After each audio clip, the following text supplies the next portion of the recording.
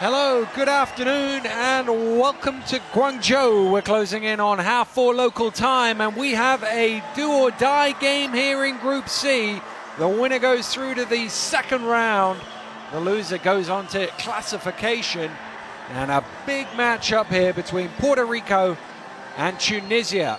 Daniel Routledge and Coach Joe Russo on the call here today, and basically both teams know what they have to do here, Joe. It's come in and win this game, and a landmark victory for both of these teams to get through to the second round. Yeah, landmark is right. Both these teams have been working a long time until the beginning of June to get ready for this tournament. The key part here is they have to be themselves, and they can't get lost in the moment, but they just got to thrive in the moment. And so you'll see nothing but hard work here. But their key part early in this game is to keep your emotions intact and follow the game plan. Well, when you look at these two teams and watch them through qualification and, of course, over the last couple of days here in Guangzhou, two very different types of teams, two different styles going up against each other, and it's going to be which style wins out? Absolutely. I look at Tunisia and I look at 5 starters that might see 30 minutes of play. And they'll be centered around Majeri, who is the best shot blocker right now in the tournament up till this time. And then I look at Puerto Rico, and they're going to try to run you off the floor. They are going to play multiple bodies. They're going to pick up fast pace, and Puerto Rico's got to have that swag. And if they get that, then they're looking to move. They're looking to get out. They'll have multiple players score. It's going to be an exciting game. It certainly is. And, well, two very different types of coaches as well, but both came into this tournament very confident that their team would get through to the second round, and they haven't wavered from that at all. So I'm sure whilst the pre-game team talks might have been very different, the message would have been the same. Mario Palma started coaching, doing his best coaching after a terrible second half against Spain.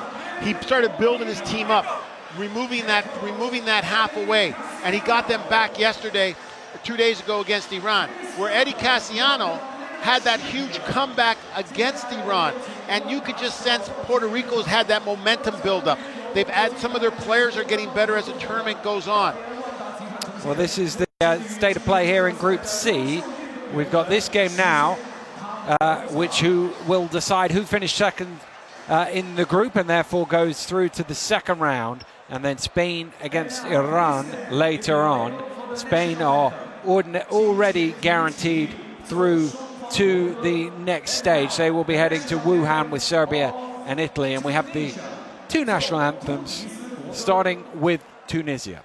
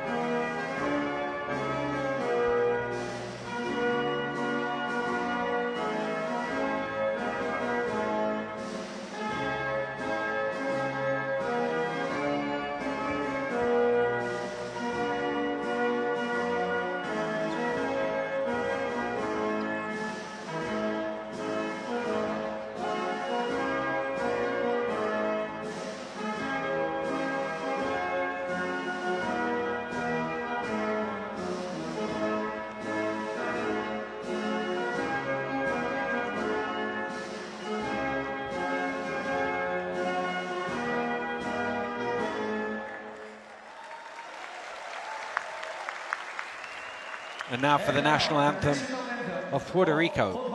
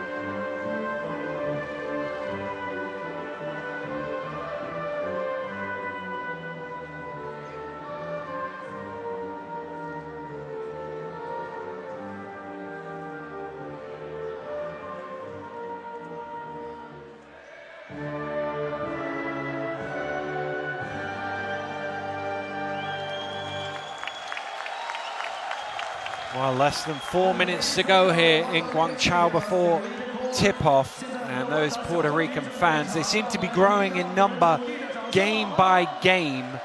They've been very loud throughout the tournament, and I'm sure we will hear them, most of them standing behind the Puerto Rican bench. There are some Tunisians in the house as well, but probably not quite as many in number. And our 3 officials for today's game from Bosnia and Herzegovina, Mr. Zorpovic; from Greece, Mr. Portanides; and from Mexico, Mr.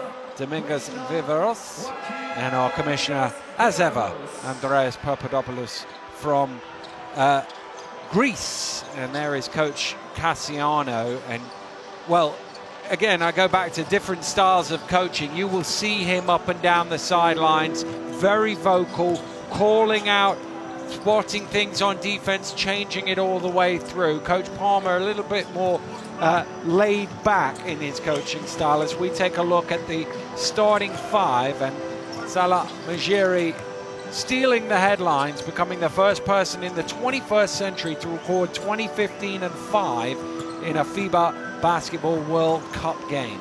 And here's one of their key players, Michael Roll. Very good shooter, good player on both ends of the court, plays multiple minutes. He'll play 30-plus minutes. And look for him to score inside and out. He's the one guy on this team that can create for himself into a jump shot.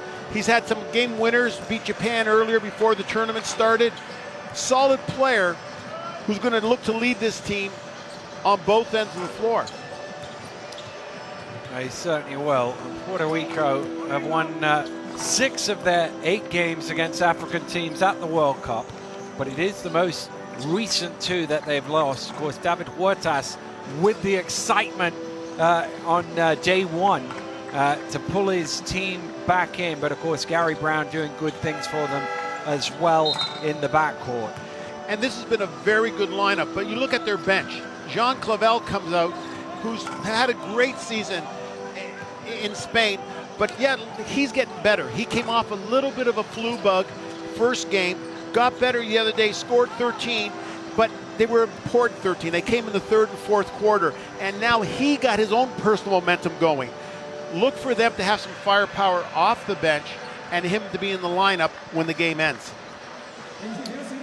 Well, the flags of both these countries are being worn proudly in the stands, and they really have history in front of them here. This is going to be a momentous moment for them, particularly for Tunisia. Coach Palmer has said right from day 1, we've come here to go through to the Olympics next year. If they get through this game into the 2nd round, they'll be the highest placed African team and Olympic qualification. And there's a reason he's the coach of this team.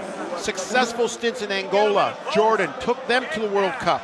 And now he's got a chance taking Tunisia to the 2nd round. Doing a very masterful job with his team.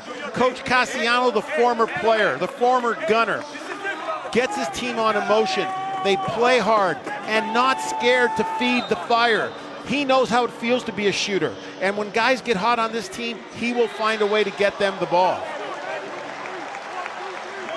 Well, you feel like the key for Puerto Rico is how do they handle Salah Mejri, both in terms of his offensive firepower. Of course, we saw his 3-point shooting the other day, which really did for Iran, but also defensively on the boards as well. He's averaging 11 rebounds per game, which is top 5 in the competition so far. He's also one of the leading shot blockers in the competition so far.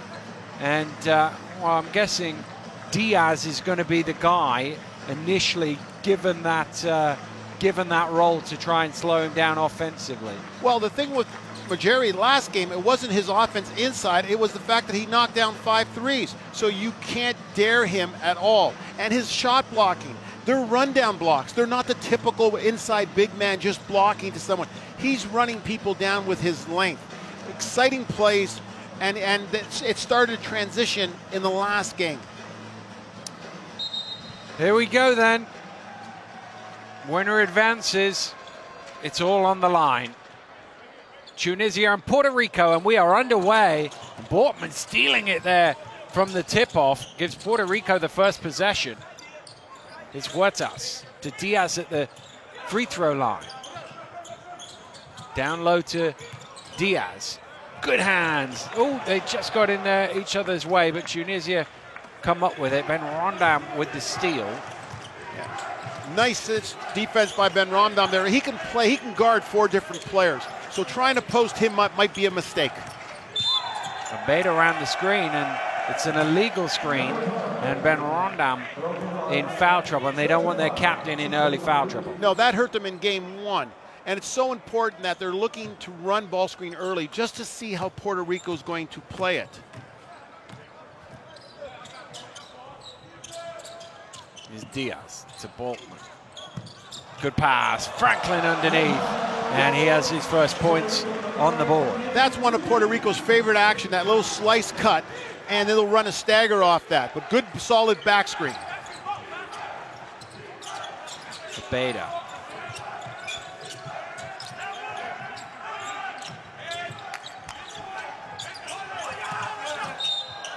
Mesri to the hole and draws a cheap foul off Diaz there. Didn't really have any impact on stopping Salah getting to the basket. But that started 2 days ago when Salah was knocking down threes. He's saying, you got to come out and get me. And a guy who doesn't want to come out might be the worst defender on the perimeter. And Salah, with that first long dribble, attacked the basket. Converts the three-point play.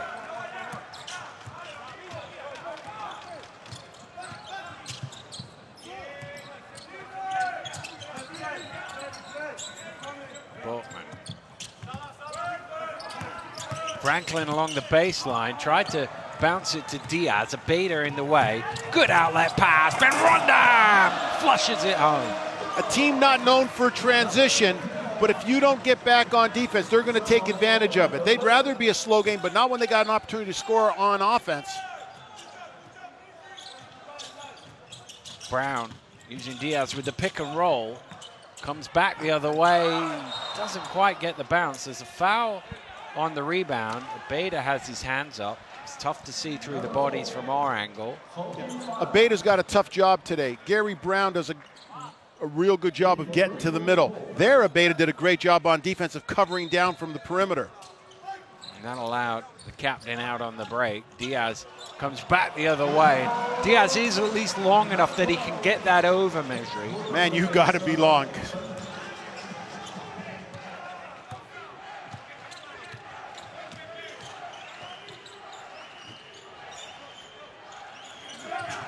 I love this matchup of Balkman and Ben Rondam together on the court. Elmer Brook for the three-point shot, saved well by Franklin. Puerto Rico looking to get out. That's very high, but Balkman's able to pull it in, and Diaz floats one up. Roll with the rebound. Coach Cassiano's good with that because he wants to control the tempo of the game. He will look to create flow. Ben Rondam. Beta fires up for the triple. Got a little piece of that, so it fell short, but right to Ben Rondam for another two. We can't say enough about the different ways he scores. He's a basketball player, and he uses his size and his physicality to get to the rim as much as he can.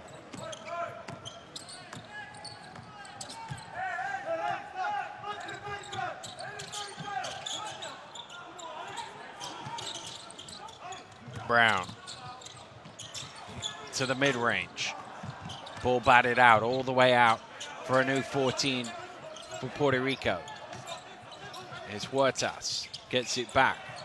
David Huertas off the back of the iron. He's already had his most productive FIBA Basketball World Cup. 39 points coming in, his best ever. And a solid attempt there. Him getting to the paint, taking a jump shot. For most players, it's a layup. So that's a good shot. That's good offense for Puerto Rico.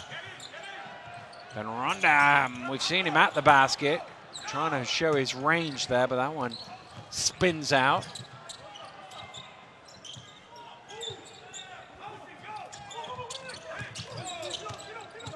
Huertas Nice spin from Franklin, but he's in trouble now. He span round, suddenly saw Salah there. Yeah, the problem with Salah on the court regarding Diaz, he's going to come over and help him. So if you're going to try to post up somebody else, Salah comes a secondary defender with that long arm. Mejri hit 5 of them the other day. Probably needs to let that go first time rather than thinking about it. Here's Brown. I think the important part there was Puerto Rico didn't dare him to shoot it. They came out and guarded him on that. Nice hands from Abeda to steal it. Franklin chasing him back. Abeda using the basket well. Lays it in for 2. Yeah, a great job there on the layup there. You're absolutely right. He used the basket to protect him against the shot blocker.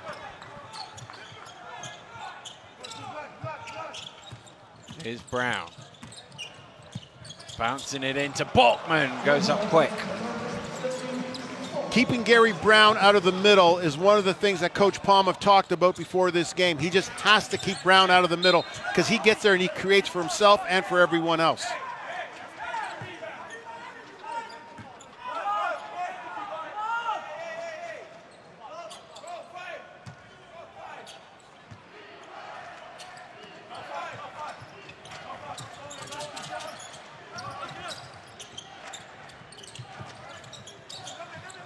Ronda. Brook. Steps underneath. Oh, great pass to roll for 2. Great pass, nice penetration. He didn't go to the middle looking to just shoot the ball. He went there, he got solid break and roll, nice cut to the basket by Michael Roll.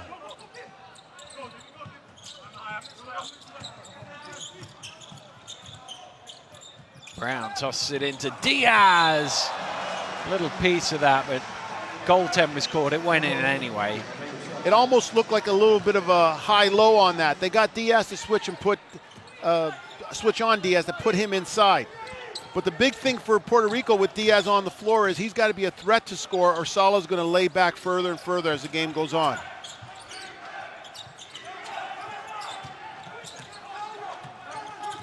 His roll. Touch pass, and Mejri throws it down, draws the foul. He'll go to the line for a bonus. Man, they just did the same thing Puerto Rico did to them. Great seal inside, help couldn't come. Say goodbye. Well, I suppose you say it's a good thing to see the guard coming down and challenging, but sometimes it's probably better just to let the big fella jam it. And when you throw that pass up in the air like that, nobody can help on it.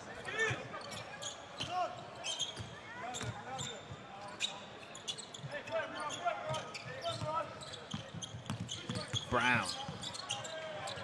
Trapped on the baseline, gets out to Franklin, needs to go up quick here. The shot clock's getting low. Diaz has to take the 3. Diaz, all string from behind the arc. We've seen big guys hit clock enders all tournament long here. Then run down to Mejri, stumbling through the lane, and he's going to get a technical for his visual descent. He ended up on the floor. He wanted a foul. He wasn't happy, and he not only said something, but he slapped the floor as well. And the referee teed him up. You'll see it here. Here he comes, just stumbling through. Well, he thought he was fouled.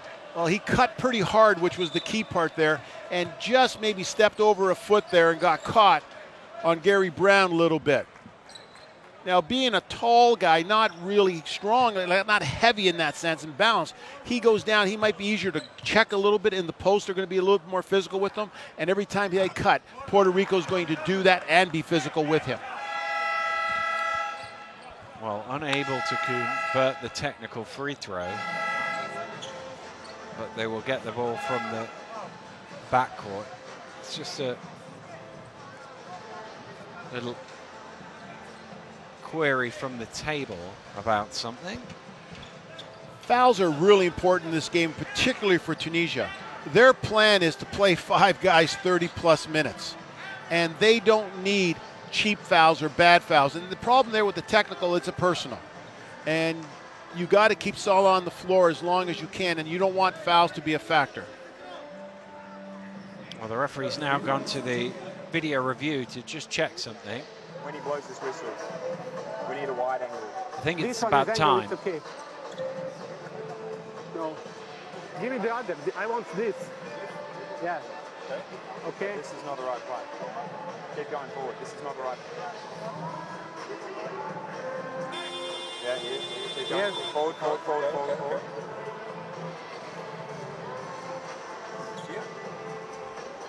Yep, stop. Okay. Forward, forward, a little bit. There. Go back. There. 23. 335 was 20. Shot clock should be on 23. Okay, So just I confirm the confirming, shot clock 23 backcourt. Okay. 23 backcourt. confirming time and position. So take 1 second off, and they have the ball in the backcourt. You know- because they were in transition, got to see where it is. And you know you're at the World Cup when every second counts. Indeed.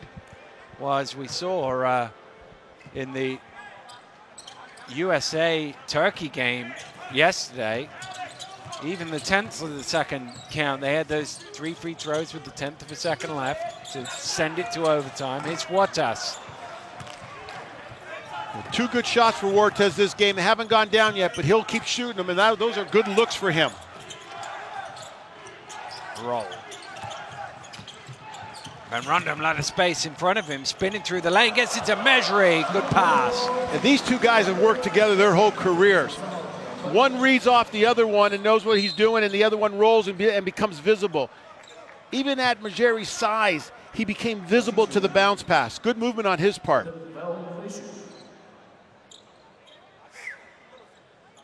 Again, doesn't really need to see him, knows where he is. Franklin gets it and hands it straight back to Brown. Brown creates a little space and knocks down the jump shot.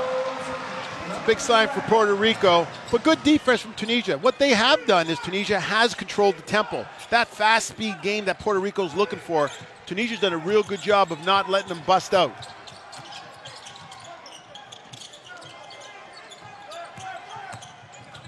Bader all the way to the hole, had to throw it up high because Diaz was chasing him, and as a result it fell short. That's where it's nice to have not a great shot blocker, but a long shot blocker. Balkman all the way. Franklin can't tip it home. Saves it to Diaz.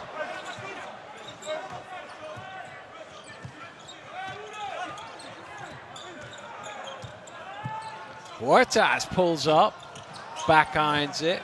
Tunisia's doing a good job of switching men on the ball on screens and then rotating back on that third switch so that the big guy can get back home. Good defense by Tunisia. Huertas not quite found his shooting touch here today. Here's Roll. Roll pulls up. Huertas with the rebound. Alexander Franklin's done a real nice job on Michael Roll, knowing they have to keep him off the score sheet. There's David Huertas' first points of the game, and he's pretty happy for that. He feels like he should have made 1 or 2 of those earlier shots, but now he's off and running.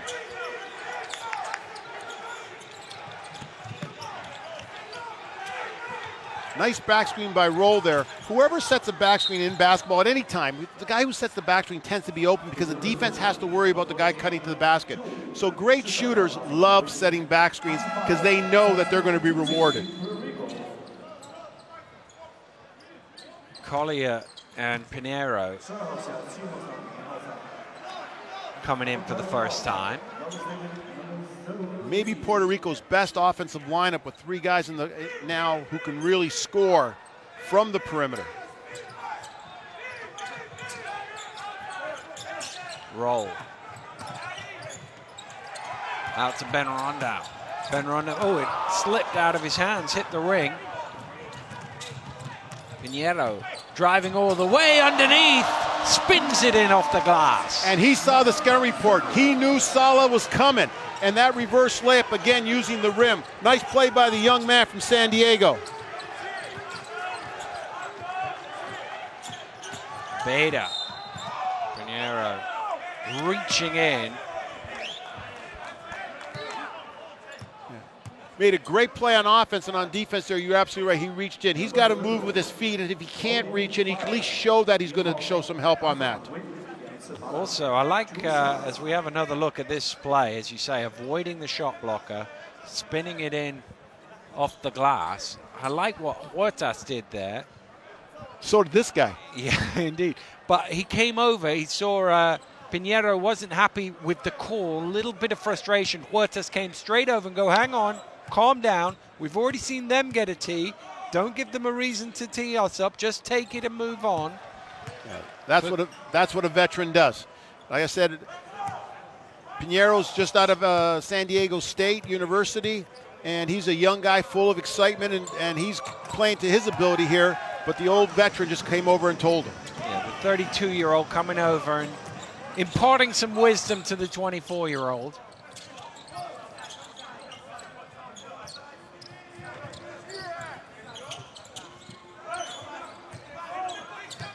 Huertas drops it in nicely. They're allowed to space the floor because they've got 3 shooters on the floor. Now for Tunisia, with Collier on the floor for Puerto Rico, this allows Salah to stay home a little bit, but it still forces his other guys to go on the perimeter. Last 10 seconds of the first quarter. Roll has it. 1-point game. Roll off the back of the iron. Tip down. Huertas from, well, he tried to throw it from 3/4 court. Shot was blocked. And we've reached the end of one here in Guangzhou. And it's very much as you were at the start, in the balance between these two sides. Through 10, it's Puerto Rico 19, Tunisia 18.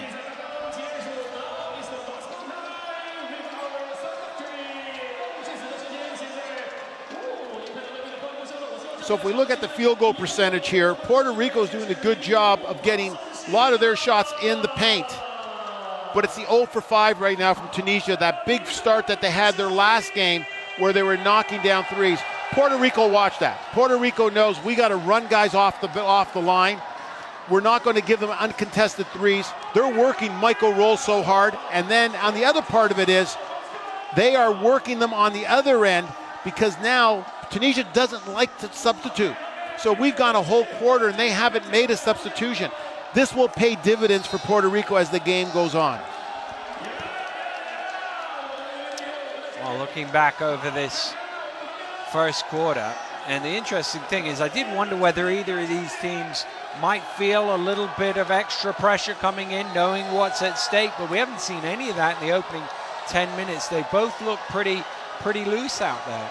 Yeah, and both teams pretty well under control the whole time. You know, they're trying to stay to their game plan. Tunisia's looking for a 3. Al Mabrouk took one. It was a decent shot. Salah Majeri took one, a good shot. And so they need to space out the floor. But Puerto Rico has to do the job on the perimeter consistently and not let Tunisia get off running.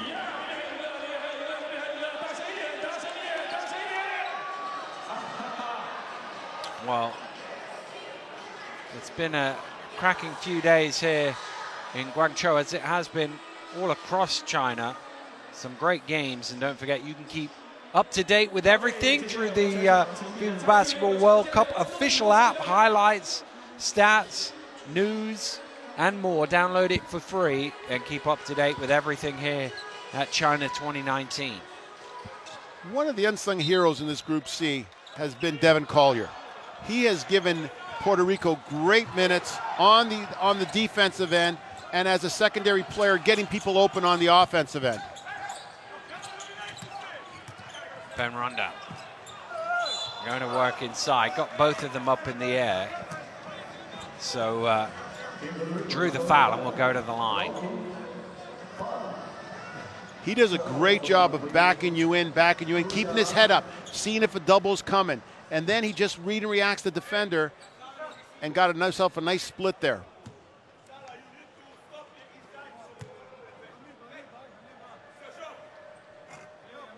And when you can handle Ronaldo Balkman just like he did in the post there, it says a lot about your game.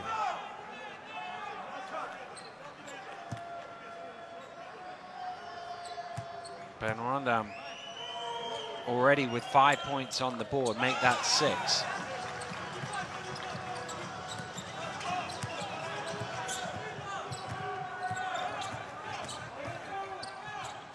So here's Tunisia now going back to a 2-3 zone. They match up at the beginning of it to show like the top may have a man, but it's truly a 2-3 zone here. Clavel trying to get some space, front rims that one, Ben Rondam with the rebound. And they're looking at controlling that, using that to control the tempo.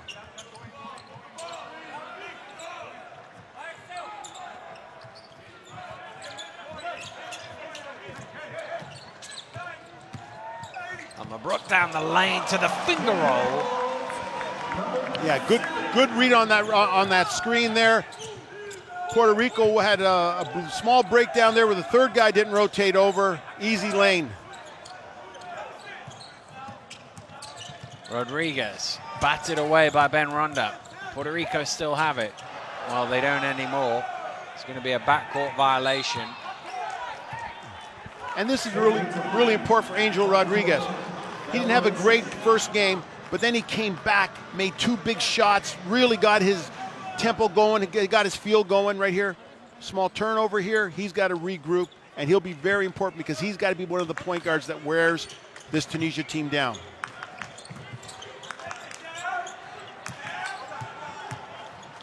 Ben Ronda wants it back, and Portman trying to get round there, and he's fouled whilst he was doing it, and Ben Ronda picks up his second. Yeah, I said earlier I complimented him because Ronaldo Balkman is a very good defender and a very good post defender. So he took this challenge right now personally.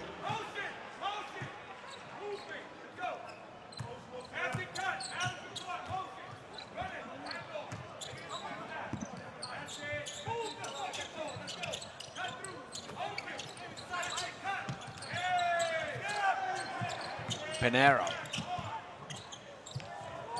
Tough shot, roll with the rebound. Puerto Rico did move the basketball, but they never attacked that zone. And for Puerto Rico to have success against it, they've got to attack it. Here's Ben Rondam again going to work in the low post, spinning one way the other. Pinero did enough, and there's a foul on the rebound. I think it's rolled. And I think you just said Pinero did enough. Pinero did the right job of not leaving his feet. He stayed grounded and was able then to box out and get the rebound.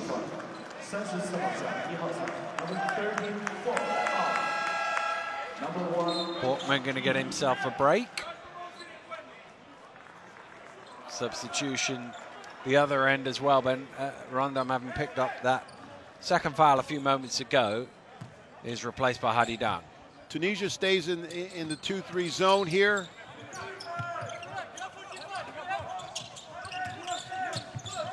Rodriguez penetrating, probing, backing out again. Clavel thrown away. Abeda gets it out to Roll, chasing him down, but Roll the finish. That's a great defensive possession. There's no other better way to finish a defensive possession than a run out because you did a good job. You forced him into a tough situation and you created an open opportunity on the other end.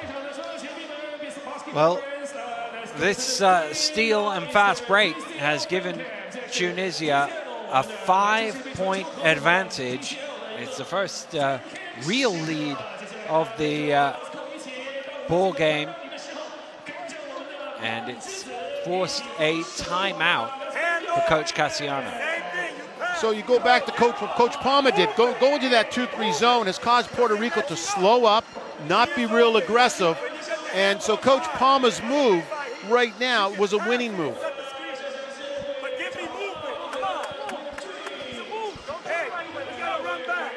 Whenever you can cause a coach to use a timeout, a technical timeout, because he's got to teach something, then you've done the job. Now watch for Coach Palma now maybe to come out and maybe we go back to man-to-man. It becomes a chess game between the two of them. Well, big and small, they've come here today to support their team, wear their colors. But only one team can advance to the second round.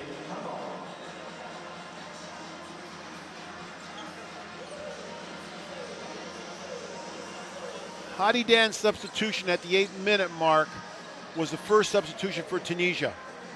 So they've got guys on the floor now that have been playing almost 13 minutes. And this this will affect you. Now, they may be in incredible shape, but this will affect your shooting as the game goes on. This is what Coach Cassiano's hoping will pay dividends for Puerto Rico.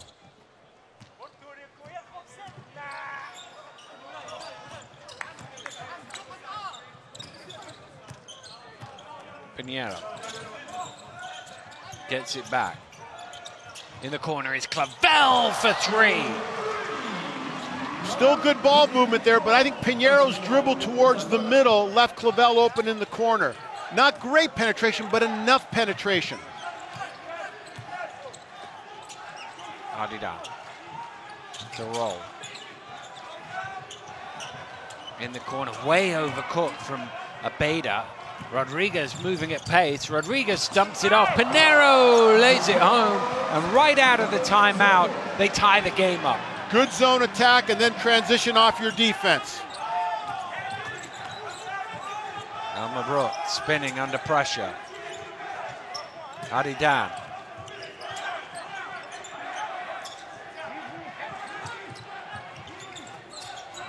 Measure. Adidan. Rodriguez. In and out along the baseline. Collier's got to find himself when they run transition. Collier's got to find himself to get somebody else open. Collier to the running hook. And they've scored 7 straight points now to regain the lead. And what Collier did there is he caught the ball in his shooting range. And that's so important because now Majari has to come out and guard him, and then he has an opportunity to take him. Anything further than that, Majari's staying home.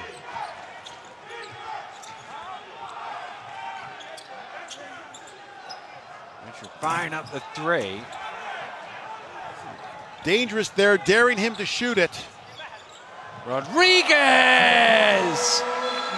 tosses it up high, and what a timeout from Coach Cassiano. His team were in a 5-point hole in the space of, what is it, a minute and a half. They score 9-0, and they force a timeout the other way. I think Adriel Rodriguez found a telephone booth in there during that last timeout because he came out, didn't have this confidence, didn't have his swag, didn't have the, it wasn't him. And all of a sudden he comes out after that timeout, and all of a sudden different player now. He's led the break twice, found guys.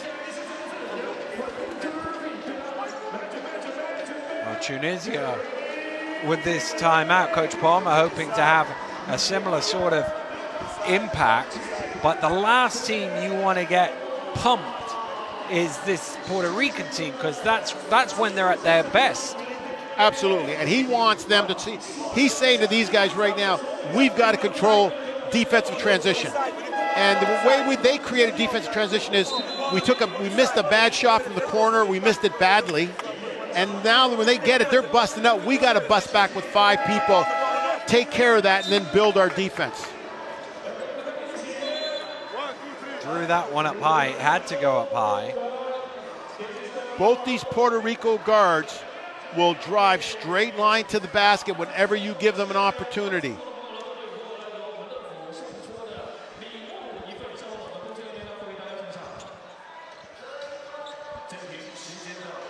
The Ben Ramdan substitution, because of he was in foul trouble there, has showed that this is a different team on the floor when he's not there. And yet Hadadan has been pretty effective in his minutes in the earlier 2 games. So now Puerto Rico is doing a little bit what Tunisia did earlier, change it up defensively after that timeout. His roll under pressure, banks one in. Ending that 9-0 run. Tough shot against 2-3 zone.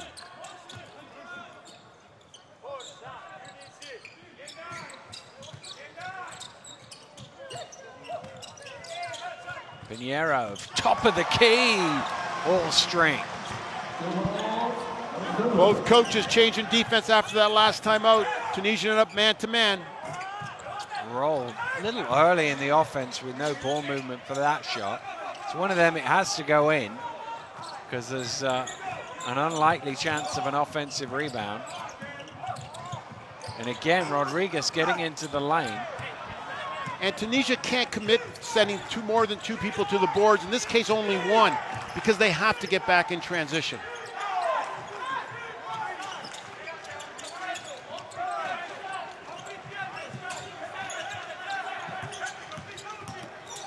Elmer Brooks skipping through the lane off the iron, and Tunisia struggling here in the last couple of minutes. Clavel in transition, lets it fly. Roll is out in front. Beda keeps it for himself, draws the foul, and that will drop. And 1 for Omar Abeda. Good attack the basketball. Where did it start? It started with a shot that was a long shot, long rebound that nobody expected you were going to take. And then all of a sudden, that long rebound gives Tunisia an opportunity at advantage, and they do exactly that.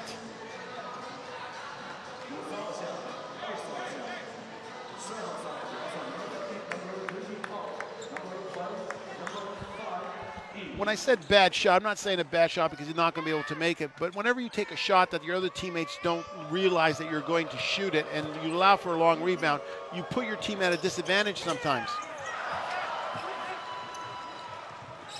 In and out on the free throw. It remains a 2-point Puerto Rican lead with 4 minutes to go in the first half. And Collier cutting to the basket is fouled by Beda. So now Salah Majeri's out of the basketball game. A very different lineup here for Tunisia. But bringing in Ziad Chanoufi, a very good shooter, with Elma Brook on the floor right now. These are 2 of their best shooters.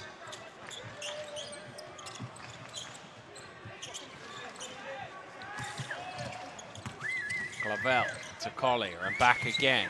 Towed the line. That'll be worth 2, and it drops. Nice 2-man game by the 2 of them, and Collier recognizing that Clavel was just looking to pass and fill the spot. Just needs to shuffle them toes back a bit and get an extra point for that one. Adi Dan going up against Collier. No easy feat that. Sorry, it was Clemente. Collier with the rebound. Clemente's been a very good player for Puerto Rico for many years. He's a very good athlete that can play the forward spot and the wing. But he's known for his defense. Slightly scrappy there. Means Tunisia can't get out in the break.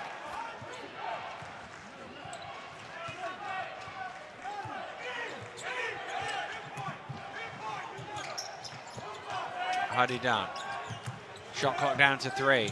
Elmer Brook driving through, trying to get his own rebound, but Puerto Rico have it. Rodriguez. And that's an offensive foul as Collier drops the shoulder. And that charge was taken because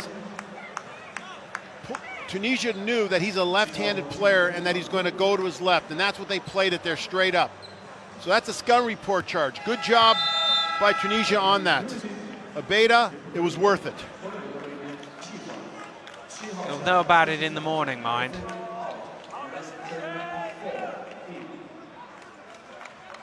Second personal, he sits down.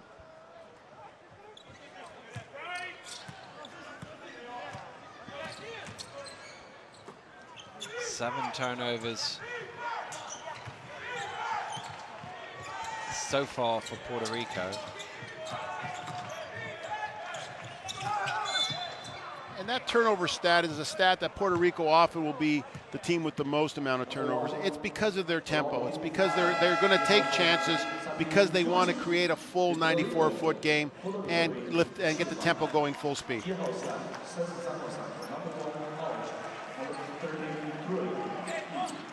Clemente now going to get a break.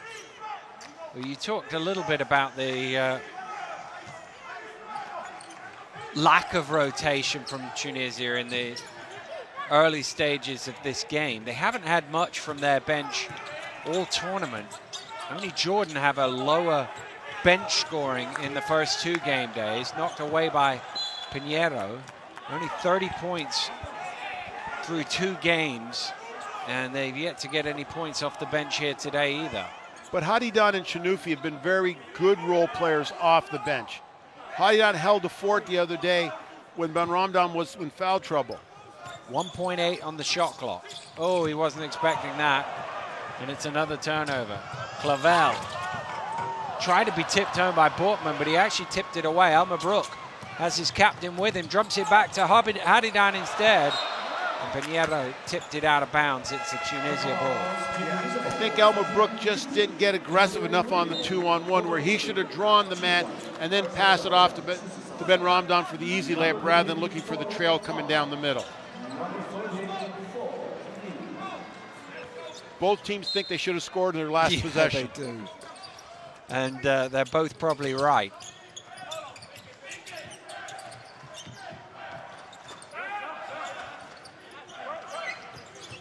Beta around the screen from Hadidan to Ben Ramdan. Little head fake. Gets his man in the air, but ripped away. And Rodriguez is out in front. Little slow down move to give the defender no chance. And Puerto Rico lead by 6. Great job by Balkman on that. Keeping his feet there and then recovering with the block.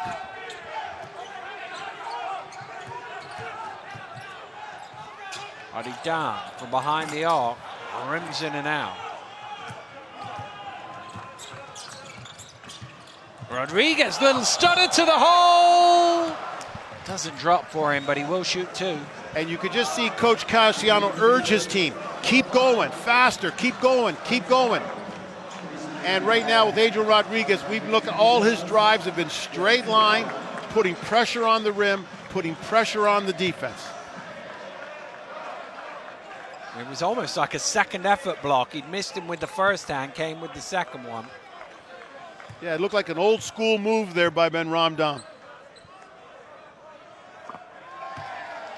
Well, it's the Puerto Rican fans who are the loudest at this moment in time, and why not, given the advantage that their team holds. It's the biggest of the game for either side so far at 36-28.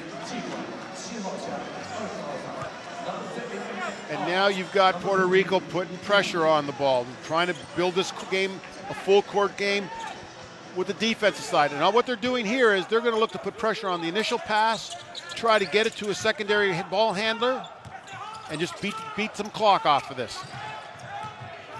Well, they've got to get it over, and it somehow got over the halfway line.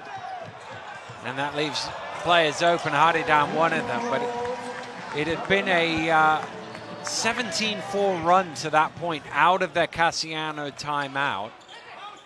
And I think Puerto Rico just got overly aggressive on that play. They succeeded in what they wanted done, and then all of a sudden they just took a gamble and gave up an easy score.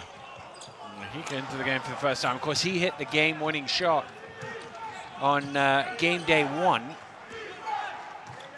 Yeah, the veteran came off and scored 8 points in that fourth quarter for Puerto Rico. Beta. Hold foul is the call.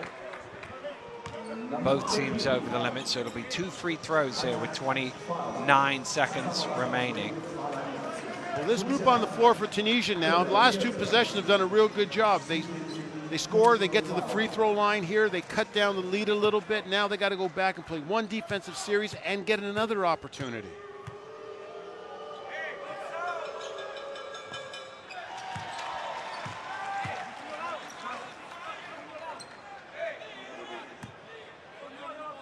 Seven of 8 from the line so far today. Tunisia make that 8 for 9 as Omar Abeda cuts the gap to 4. And that's a good sign for Tunisia because they've been only shooting under 70% as a team throughout the tournament.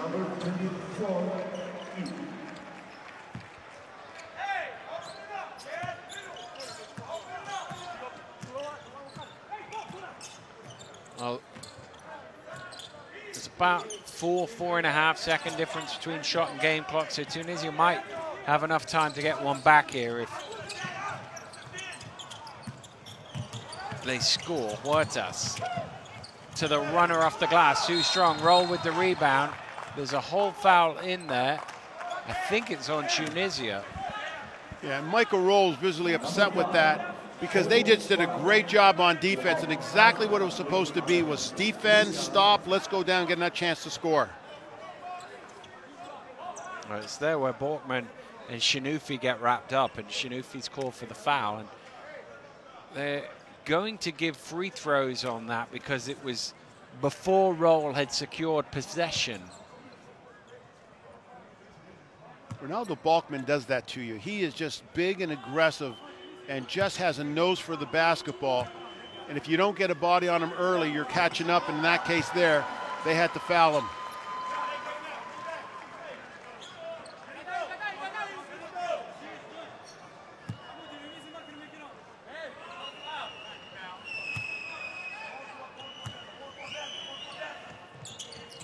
Borkman makes them both. Pinheiro is going to come in for Rodriguez. 6-point Puerto Rican lead, 6.3 seconds remaining. Puerto Rico just wants to keep the ball in front of them right now, not give a guy a transition opportunity off the dribble. Roll. Spins. Kicks it out. Hadidan on the buzzer for three, doesn't go. And we're at the half here in Guangzhou, and work for Tunisia to do. Heads down. They're not that far down, but certainly the last 5 minutes of that half, momentum very much with the Puerto Ricans, who had trailed by 5, but go into the locker rooms leading by 6. It's Puerto Rico 38, Tunisia 32. There's the numbers on the day. You can see Tunisia shooting just 38%, 0 for 12 from the three-point line. They need that shot to drop. A, because they need the points, and B, to keep the defense honest. Yeah, and the easiest way to create open threes are in transition or on offensive rebounds and kicking them out. But the problem is they're not a great transition team, or they don't want to get caught in too much transition because it'll hurt them. And they're not going to the offensive boards because they're worried about transition. So they're eliminating those two potential forms to get themselves open threes. And then the other part is Puerto Rico's doing a good job of challenging. There was one unchallenged three by Majeri, and he missed it. And then the last one here by Hadidan, unfortunately didn't drop for him too. So Puerto Rico's done a good job of defending three-point players. And I think Tunisia will knock down a couple threes here, and they need to have it. Well, as the highlights roll here on the first half, we're going to take a little pause. With Puerto Rico leading by 6, we'll be back in about 12 minutes' time.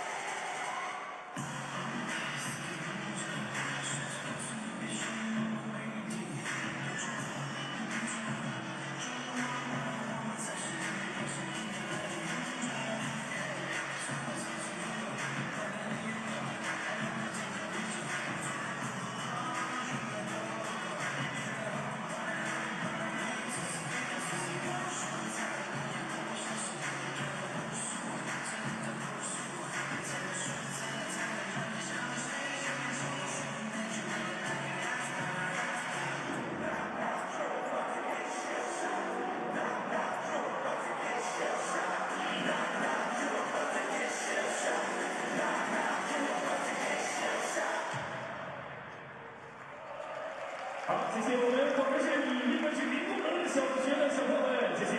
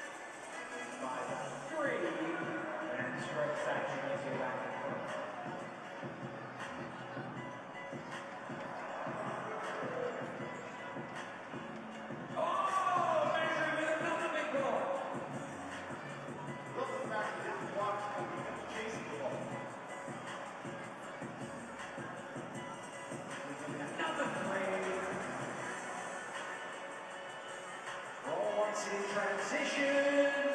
Metric tips it home. A great transition play. Looking for the other shooter. Again. Knocks down another one. He's fifth of the game.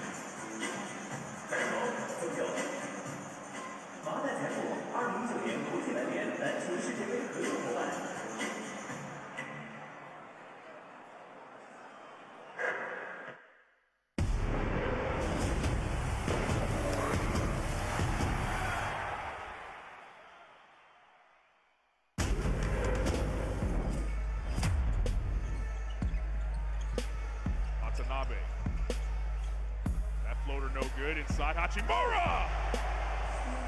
Pounds it home!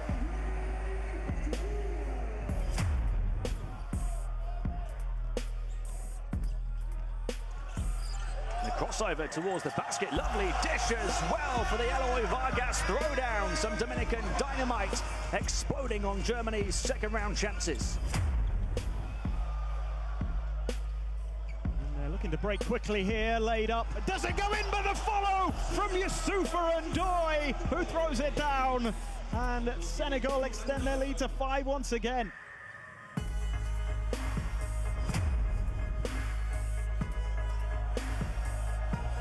Oh, what a pass to Ingles. That's beautiful from Australia. So slick, so smooth. Outstanding. How about this from Bogut and Ingles? Great combination. Bit of space inside, they shifted on again, and out of nowhere comes Kleber. Just what you were saying. He had 4 blocks against France, Maxi Kleber, and he's in the game and in with a bang. My parents gave me away, so I had no purpose in this life. Yeah.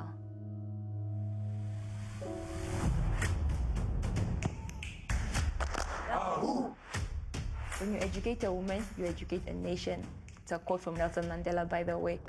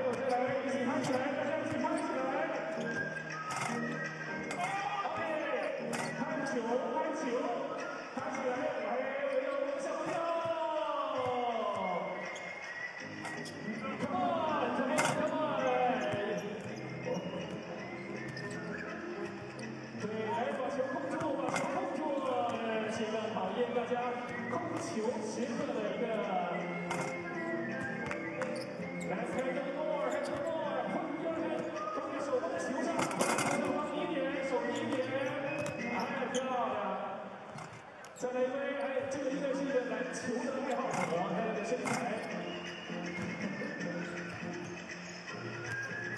两个在球上，他和球队的分队，没错，两只手可以一起用，可以两只手。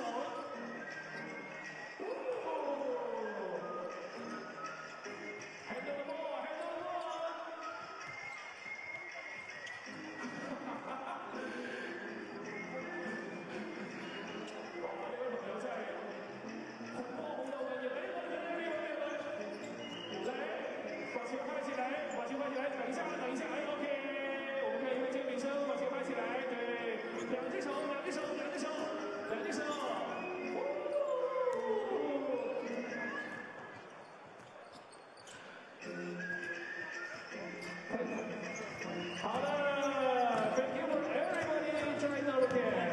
谢谢我们所有的大小朋友呢，是一起跟我们来控球啊！希望有一天呢，我们能看到我们有其中一位小朋友能站在我们下面几届的篮球世界杯上。好，谢谢大家，谢谢。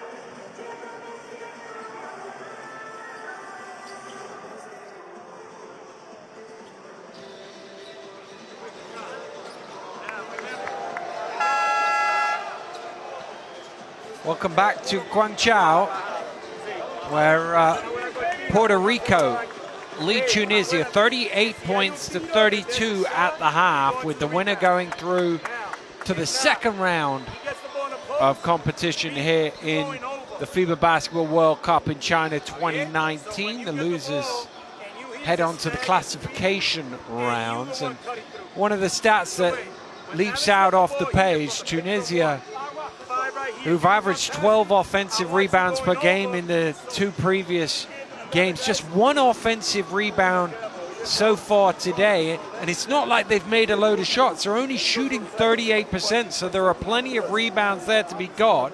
They've just not got any of them. They don't want to commit too many people to the boards because they're terrified that Puerto Rico's going to run out. And that has been put in the Tunisian head right now. So it's hurting their offensive rebounding. It's hurting some of the opportunities because now guys are just shooting the ball and everybody's running back. So the second chance options, their second chance opportunities that the offensive rebound gets you, it's not there for Tunisia. Well, Puerto Rico leading at the half of a FIBA Basketball World Cup game for the first time since 2010. That was in Turkey. Although that being said, as we look at the rebounds, you can see the domination and the three-point shooting. That being said, of the last 4 games that they did leave at halftime, they went on to lose 3 of them. So who knows what that tells you. If they can keep that rebounding margin up, then they'll be fine. But they've done a good job with 5 offensive rebounds that half, giving themselves some second opportunities. They've also done a good job of keeping Tunisia to their fewest first half points here in China over the last week with just 32. Here we go then, second half underway. Puerto Rico with the ball and the lead on the opening offense. Same first play Puerto Rico used early in the game, that slice action. But a defensive rebound for Tunisia as they look to chip into this. Puerto Rico didn't look very aggressive on that first possession. It was almost like they ran the play, but they didn't look aggressive like they did in the first half early. Here's Roll. Measuring it into the basket. Portman knocks it away. Thrown back into court. Oh, it's a dangerous thing to throw it in the lane. Ben Rondam, referee, is going to go to the table because the shot clock is at 0.4. And he feels it should have been reset because of the possession of the ball. But he's just going to go to the monitor and check how long should be on the clock. Let's have a listen. I want to hear. He established with the two hands, coach. Please let me to do my job. Thank you, thank you. I want here. That camera. So he's got the ball. Over here. Over. Okay, two hands. I got it. No, we can't see it. Okay. There. It's 24 when you get 24. 9:24. Let the time. Let the time. When we stop the game. Yeah, it's 19. Should be 5 seconds. 5 seconds down, then he had 24, 5 seconds, 19 on the shot clock. Okay, I confirm 19 there we on go. the shot clock. That was pretty quick and easy to do because he's got two hands on the ball, then that he's got control of the ball. So him throwing it back, therefore it becomes a turnover.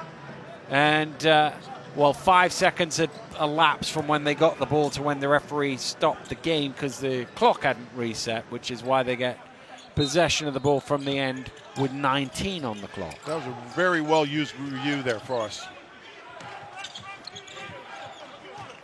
I love the fact that the microphone tells us exactly what's going on. It's a great new feature here at the FIBA Basketball World Cup. Keeps us all informed as to what's going on, and 2 points on the board for Tunisia. And one of the things Tunisia probably talked at halftime was Salah Majeri only got off 4 shots that half.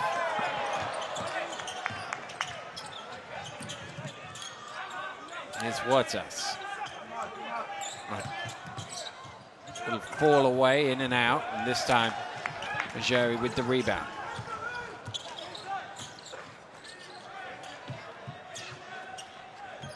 Very important for Tunisia to only give Puerto Rico 1 chance on every offensive possession. Mabruk to Roll. Roll penetrates, measuring underneath. Gets blocked by Portman. Huertas can't quite beat the ball to the sideline. Here's another look at it. Got one man up in the air, but there were 2 more chasing him down. Yeah, good job by Diaz to get Majeri to make the move, and then Balkman coming from the weak side.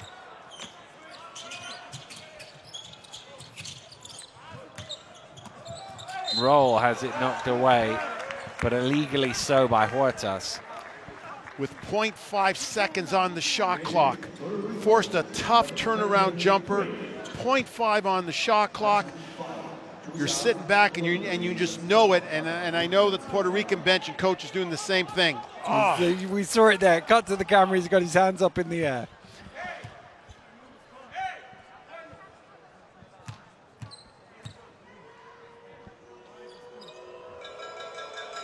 And when you get a good scorer like Michael Roll, the last thing you want to do is put him on the free throw line early. He just builds up his confidence.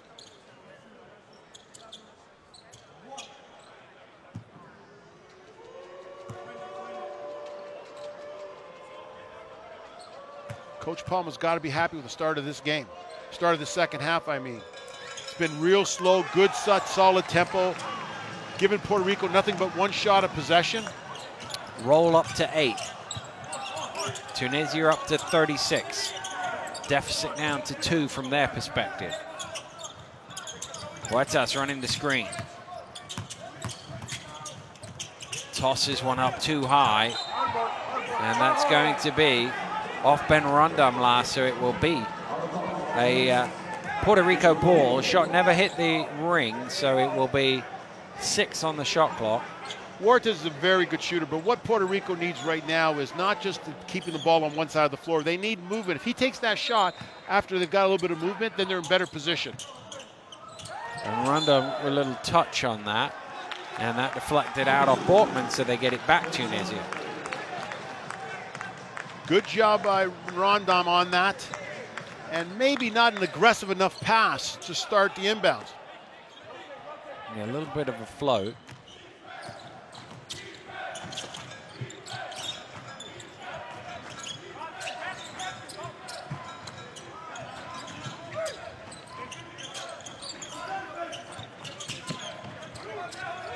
Elmer Brook with the head fake.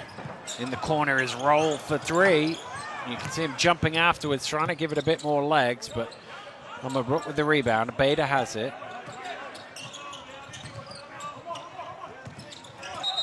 Offensive foul is the call. A Beta.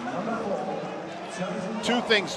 One is that was one of the few offensive rebounds that Tunisia's gotten, but Gary Brown has done this and really kept Puerto Rico in lots of games, is that he puts pressure on the basketball. Nobody wants anybody in their personal space, and he just gets up real tight and draws an offensive foul.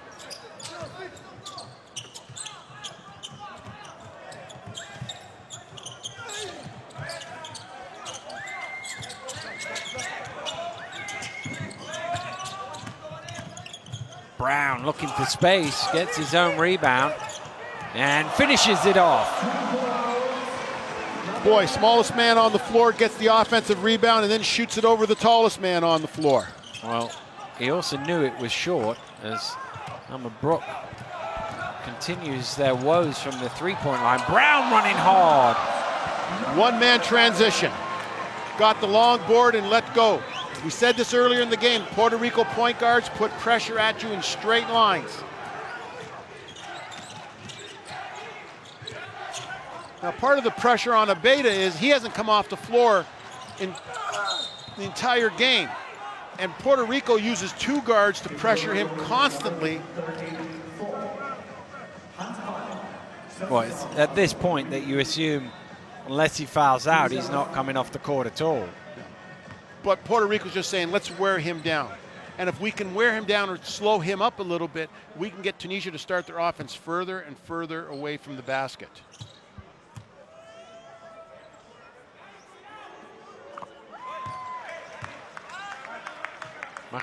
Ben Rondam up to 7 points, trying to get it back down to 4.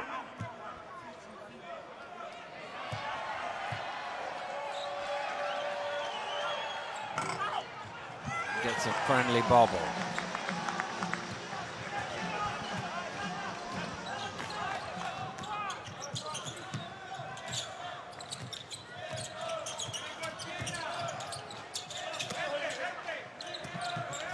Huertas bounces it down. Good pass. Diaz a little short on that. Franklin had found him.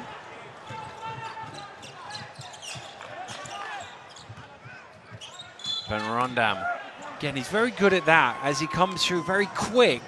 And the defense, if you don't react straight away, you're going to commit a foul. Well, it's that nice face-up move he has. He rips it and goes, but at the same time, he can use that jab step to go the other way.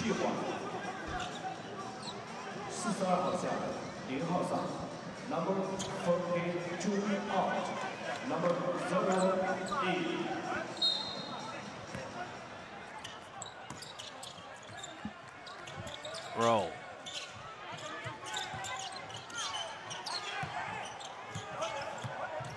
Ben Rondam.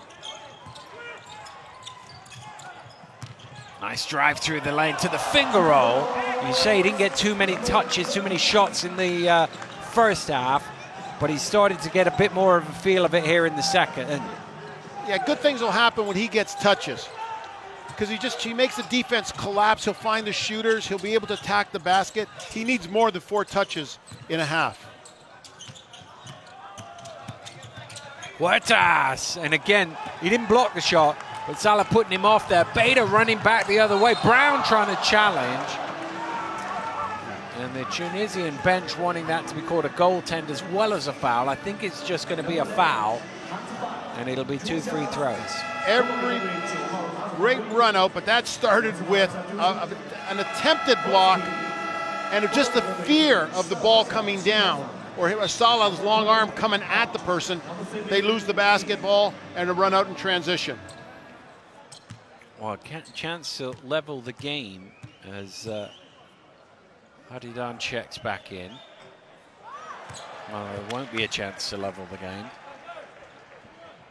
The free throw line the second half right now has been a momentum killer for Puerto Rico, because it's not that Tunisia's beating them on the floor with field goals. It's that they're getting a bunch of free throws early, and now we got the bonus coming up at 5 minutes. It's 4-1 in fouls.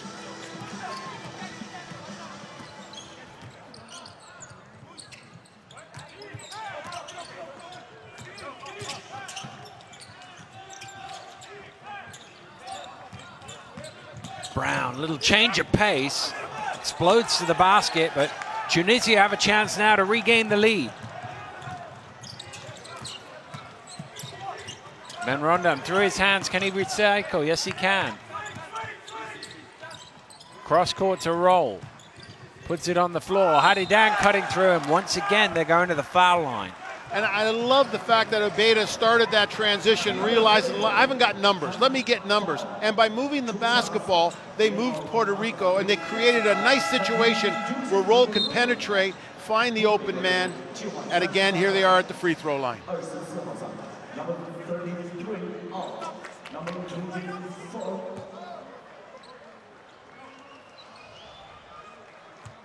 Mohamed Hadidan at the free throw line.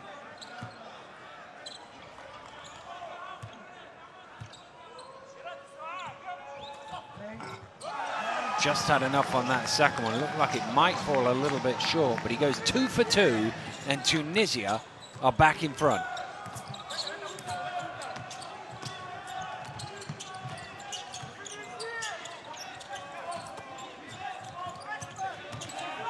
Bortman putting it on the floor! Oh, it almost went in.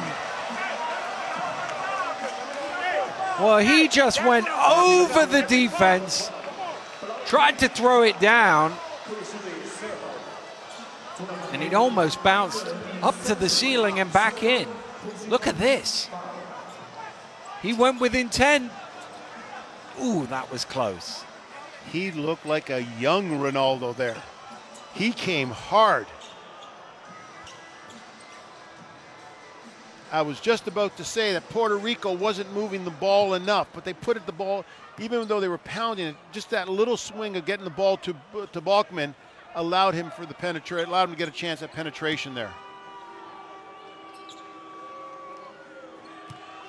Well, that's the third foul on Macron Ben Rondam, and one of the assistant coaches came to Coach Palmer to tell him that. And Macron saw that and he was like, no, I'm okay. Don't worry, leave me out here. I think Coach Palmer is minded to do so right now. This is a big part of the game because it's a huge decision on Coach Palmer's part.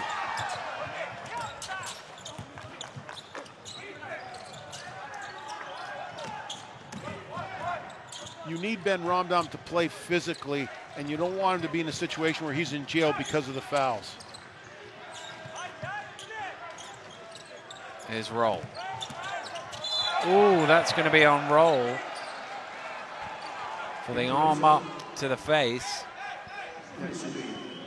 Again, that's ball pressure.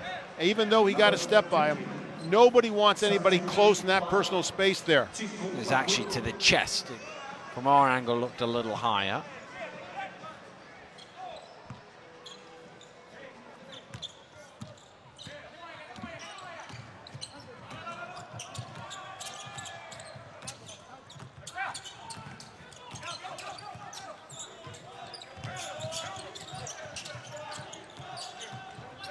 Brown to Borkman.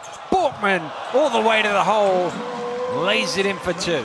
Put a good, and then again, there was Ben Rondam on Volkman on the kick out, and he knows that he can't give enough help because he can't challenge it because he can't afford the 4th foul. Ben Rondam fakes the 3, puts it on the floor, gets into the lane. Had it down with the rebound. Somehow gets that one up off the glass. We're tied at 45. Nice hop step and a step there by Ben Rondam. He loves that move. Traveling violation on Pinero. I think it's the fact that he stopped and went. If he'd done that in one motion, he'd have got away with that.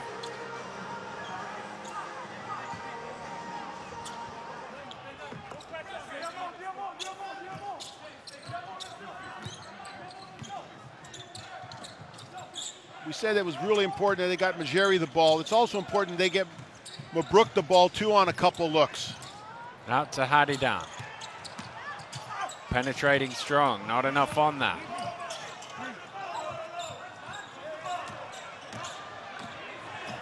Borkman going alone. All the way to the hole, counted for 2. He draws the foul, a bonus is coming. It's so important you use that powerful dribble. His eyes never left the rim. Contact didn't affect his head at all because he keeps his eyes on this basket on the entire take now. Contact.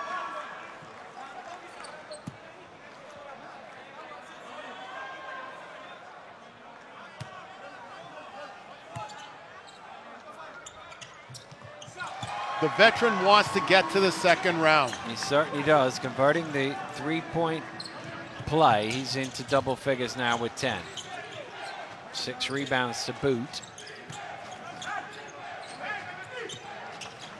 The Beta for 3. Finally, 14 missed threes, but Tunisia get their first long-range effort to go. Big shot. He read the guard went underneath him there, and he was dared to take it, and he took it.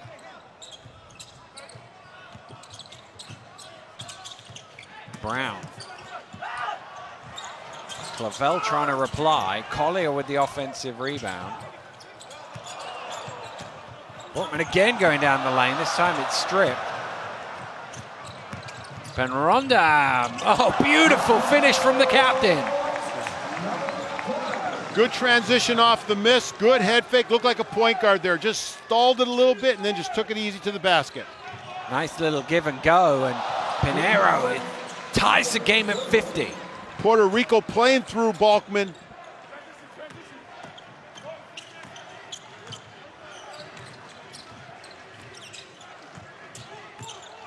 Ben Rondam posting up on the 3-point line. Now he's backing down.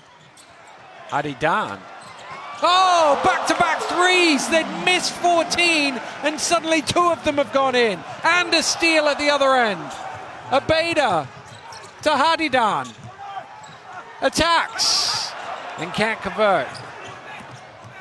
Transition is Clavel, and the foul is called. Well, we saw a lot in that entire possession. Gary Brown, a little bit out of control. It's coming down the middle, lost the basketball.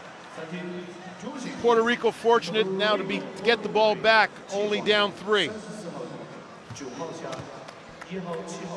And the slap across the body.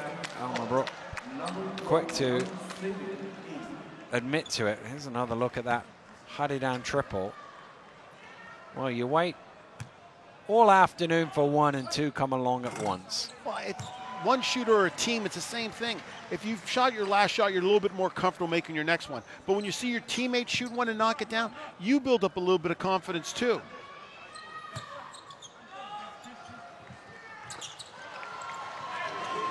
Shooting's all about confidence.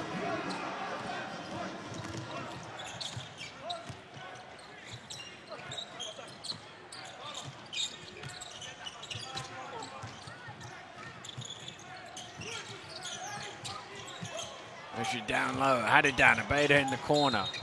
And Rodriguez chasing him out, commits the foul. Again, a foul late in the shot clock there.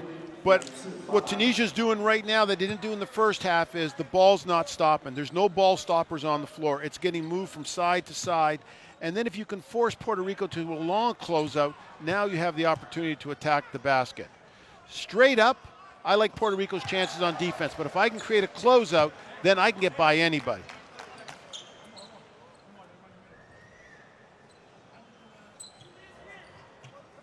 Just a little dampness on the ball. The referee's getting it dried off with the towel on the Tunisian bench. It's all been done now, so we can have that second free throw.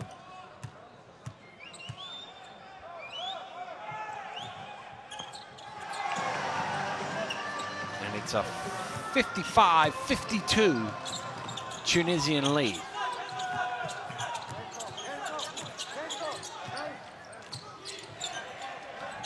You get the sense Puerto Rico's running offense, but they're not attacking. They're not aggressive with their first pass or with the ball movement. Oh, nice from Rodriguez, but they turn it over in the end. And Salah came right back after he got beat to make sure there was no easy layup on that. And he's telling his teammates one shot. There's actually about 10-second differential between the shot and the game clock. But they're going to try and take some of the time out of this third quarter. Roll. Travel. Is it? Yeah. And Clemente did a real nice job. On all ball screens, you've got to handle it with 5 players. And it's all about moving, not the first part of it, it's the back end. Clemente comes over, gets Salah to look to go to the 3.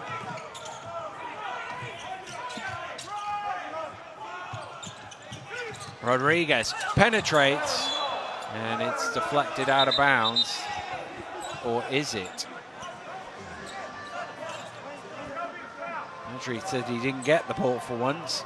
He doesn't want the block. It came off a knee, and the referees have had a chat, and they're going to give the possession to Tunisia. It's tough because if Salah's in the middle of the key, anytime you get by him, he's just one step away from blocking you from behind. Yeah. So you've got to maybe pull him out and maybe settle for the 3. 2.8, they throw it the length of the court. Salah with the step back, wants a foul, nothing doing. He's got to be careful because he's already got a technical. And of course, 2 would see him leave the game, and Hadidan is quick to calm him down. We're at the end of 3, and it's been a good quarter for Tunisia. They've won that one 23-14, regained the lead. Through 30 minutes, it's Puerto Rico 52, Tunisia 55. And the obvious stat from this page is, having gone 0 for 14, 2 of 16, they made 2 in a row. Yeah, huge for them. But I think the other part that's really important is Tunisia stealing Puerto Rico's confidence. They've made it a very quiet Puerto Rico team. And now Puerto Rico not moving the basketball has allowed Tunisia to be able to play them straight up. Very good for third quarter by Tunisia there. They also did a little bit of a better job on the rebounds. They managed to get 3 offensive rebounds in that quarter, having only had 1 in the first half. Still the battle being won by Puerto Rico in the overall. But I suppose the question you would have, he's been great, by the way, his aggressiveness in this third quarter, in the game in total. I suppose the question you would have is, you've talked about the shallowness, shall we say, of the rotation for Tunisia. This is the point at which that fatigue can start to kick in. Yeah, but in that third quarter, they did a good job. Hadidan comes off the bench, knocks down a 3, has an attempt at a basket, plays good, solid defense, and they were able to get Majeri another a break there, a little bit longer than they were probably thought he would have to have, and now he's a little bit more rested. The guy, they don't play a lot of players, but the 2 that they have played have given them solid minutes. But Hadidan has been very, very good up front for them. Well, that's the thing. We talked earlier about their lack of bench scoring. 9 points from Mohamed Hadidan to help them along here. And it's 7 of them in that third quarter. Mario Palma just gave Salah Majeri a look like, this is our quarter, it's up to you. We're going through you. Be tough. Here we go then, 10 minutes to decide who goes to the second round. At the minute, it's Tunisia leading by 3. Hadidan on to Roll, who wants to fire the 3, and they've made 3 consecutive. And how do you attack pressure on the ball? You move the ball. And they move the ball every possession now. They've been moving the basketball and they create themselves an open shot. Well, I suppose there is regression to the mean both ways, isn't there? If you go 0 for 14, you're going to make a few in a row. They've made 3, their last 3. Here's Clavel trying to reply. And the foul on the rebound. Clavel getting a flop warning, I think, in there. But the rebound, here's another look, great angle. See the rotation on the ball. And Roll gets his first 3 of the game. Great swing, forced to close out. He was ready. It was a good pass in his range, rhythm, bang, it's in.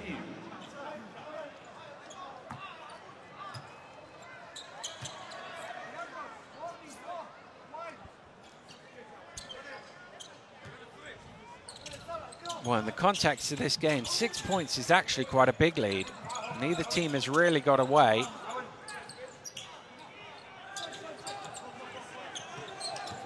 So Puerto Rico could do with the score here.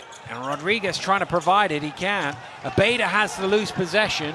Rolls, I thought, going to fire up. He passes instead! Medri with the throwdown! Tunisia by 8. And Salah Medri listened to Coach Palma. He flew down the floor. He flew down the floor off that turnover.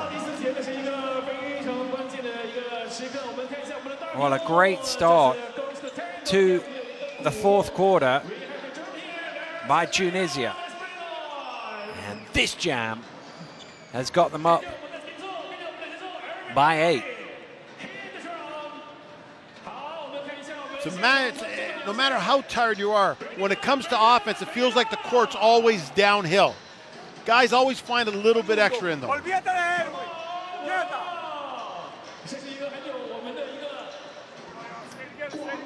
Timeout, Puerto Rico.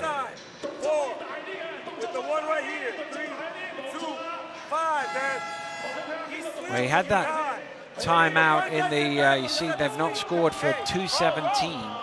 He had that timeout in the first half.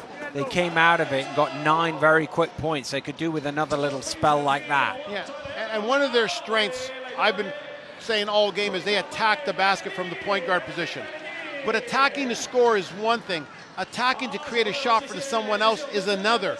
And right now, in this case here, last time, Angel Rodriguez got too deep down there. He had an opportunity to get down there, draw Salah in, and start kicking it out. Puerto Rico's going to have to start to use the pass, the penetration reaction, pass one more for a shot to build their offense a little bit.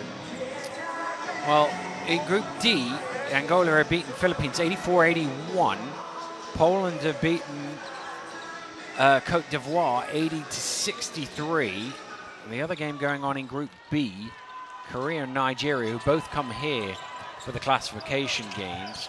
Nigeria winning that one big, 95-97 now, 59. Oh, Borkman again going to the top floor to try and throw that down. And I like what Coach Cassiano did there with that dribble weave. It forced Tunisia to play and move with the basketball. So they created their own motion and then given an opportunity. Once they ran that little ball screen action, it was harder for Tunisia to regroup as a team. No, he's only got one thing in his mind today, and that's to throw it down over the Tunisian team. And he's had 2 where they fouled him and he's not quite got it to go. You just feel like at some point he's going to time one. Yeah, but you got to love the aggressiveness of his attack. It doesn't matter who's back there. He's going to score. He doesn't care about the foul. And he gets them from the free throw line.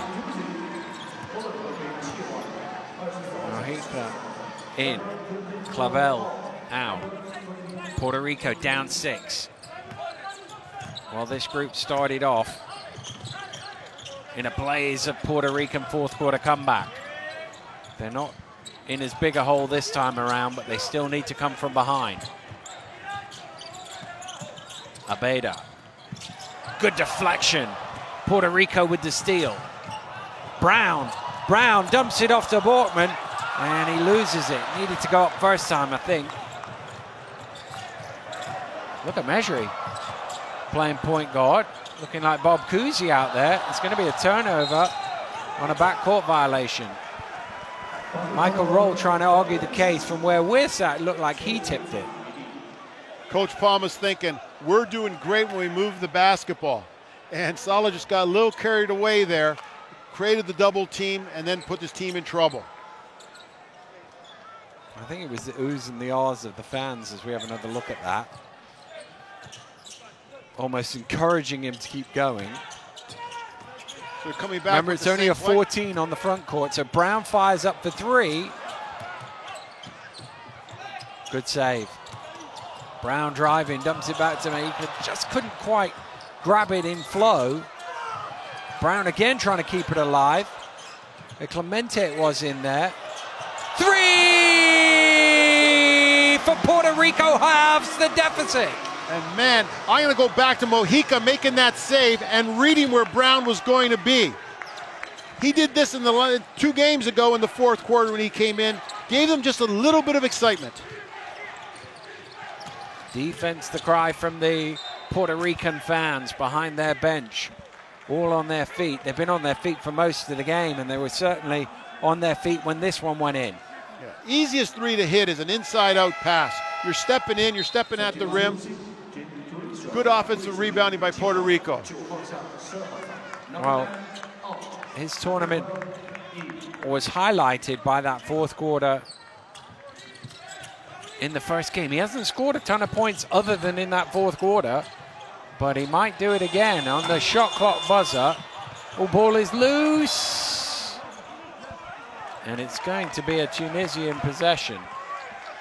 And where we said early in the first half, they weren't sending people to the boards. Tunisia, Abeda comes from the perimeter here to keep that ball alive.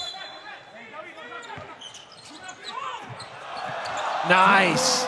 On the inbound for 2. Good solid screen there. Now he for 3, front rim, roll with the rebound.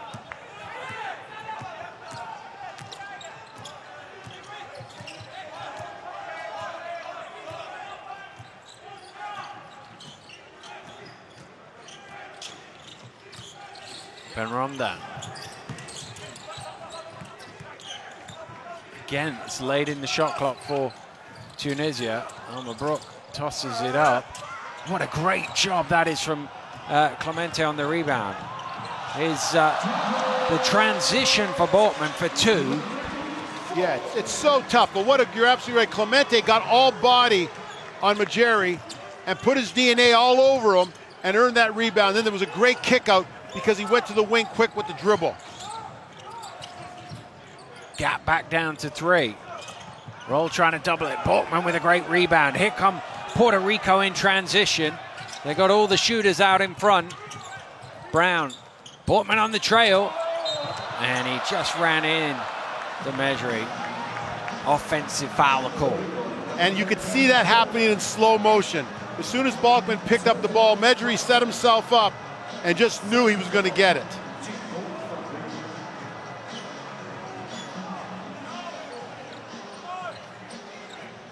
That was the transition score.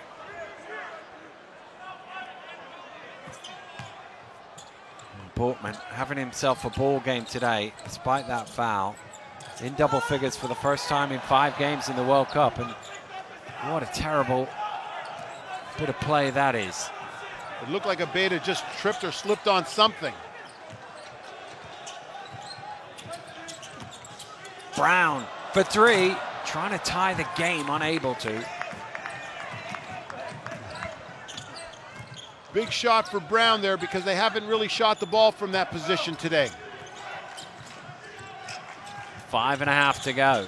3-point ball game. There's been very little between these two teams all the way through. Abeda's 3 off the back of the iron. Huertas in transition.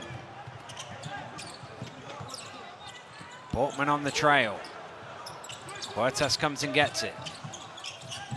Huertas throwing it inside, but it's deflected away from Clemente. 3-on-1 here. Abeda goes alone. Great defense from Mojica on his own at the back, able to deny Tunisia. Well, we've had... Oh, El Mabrouk on his backside. It's a bit frenetic at the minute. The referees are going to stop the game to get the floor wiped. And nobody's minding that they stopped the game because we got some tired souls out here right now. But that slip happened the same place where Abeda fell on the inbounds. But it's so hard to post up against Salah Majeri. You have to throw the ball so to the post player's outside hand, because anything inside, he is so long he can touch it. So on that last play, he reached around, got his hand on the ball without fouling because he's so long. Here is Abeda having his best game of the tournament so far. 14 points is what he managed in the first 2 games. He's done that today. He's also got 6 steals, the most of any player in a single game in the tournament so far. And he hasn't had a substitution. Great pass. Ben Rondam is there to lay it in. Good movement, good penetration, good reaction off that. Ben Rondam going to where he looks to score. Puerto Rico's played more bodies, but they look tired right now.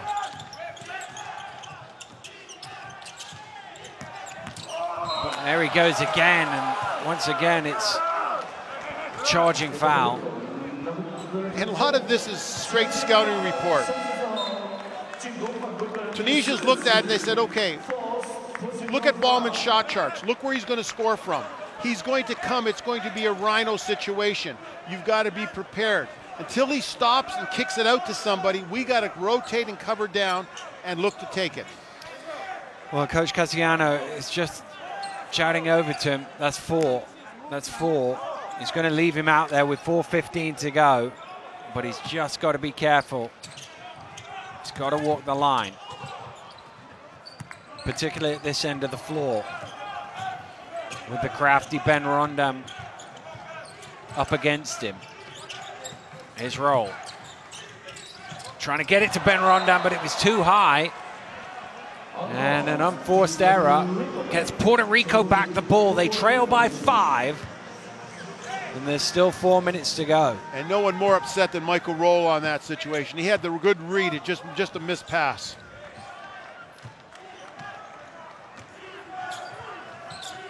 There's Bortman again.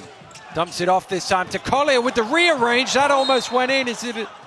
Oh, there's a foul on the rebound. Not quite sure. Number 12, Ben Rondam. That's his 4th.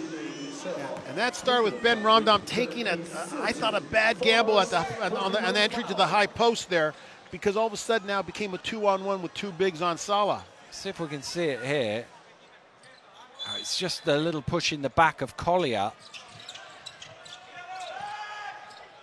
Huertas fakes the 3, puts it on the floor, penetrates, little deflection from Ben Rondam.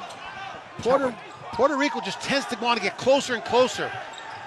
One more pass, they got themselves open shots. Well, Tunisia, do they start to try and take some air out of the ball here with 3.5 minutes to go? Majri driving through, great work from Huertas. That's an up and down travel. One of the great things you can do on this game on defense, if you reach in with 2 hands, all it shows is control. Very rarely will referees call you for the foul. You reach in for 1, it's a foul. You reach in for 2, they see complete control there, and that's what that looked like, and that's what he got on that call. Got both hands on the ball, and Majri came back down with it for a traveling violation. Puerto Rico needs to run something like they ran after that timeout, where they get a little bit of movement. Either they used the dribble weave the last time they were on the floor. 3:29 to go.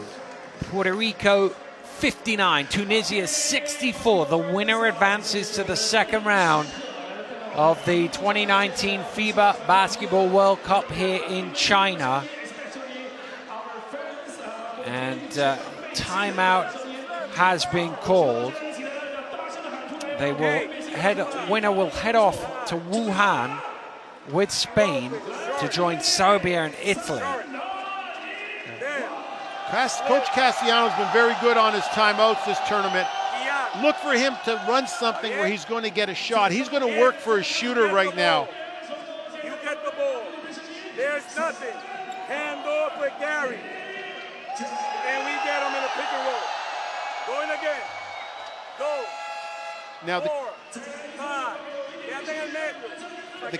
the key part of their pick and roll offense is just don't make it a two-man game. Don't make it a two-man game where you're just looking between you, the dribbler, and the roller. Add the third person. They do a real good job of filling, but right now Puerto Rico hasn't gone to the filler. They're constantly looking at the rim and attacking it like a funnel, where they've got to attack the funnel, stop, and then kick it out.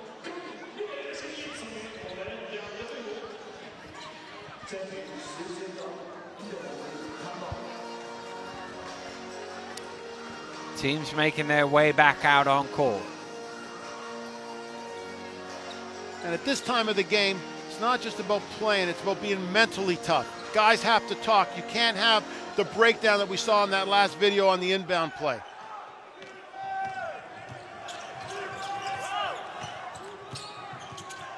Brown.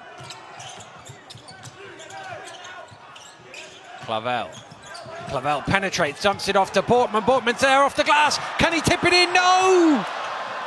It just bobbled out. But good offense there by Puerto Rico.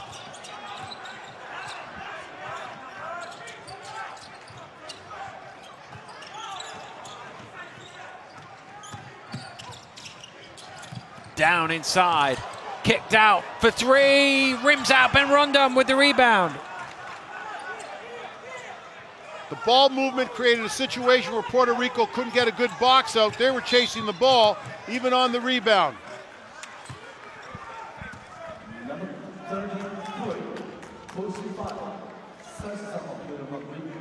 Well, neither team at the limit yet. 2:42 to go. They're both on three.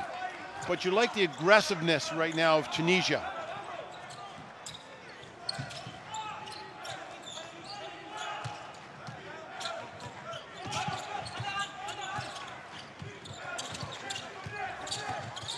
Brook, shot clock down to 5.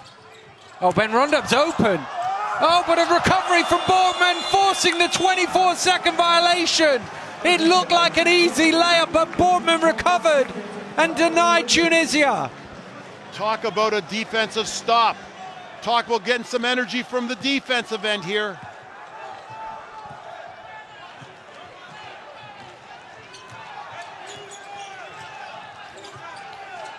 Can they get the same at the offensive end?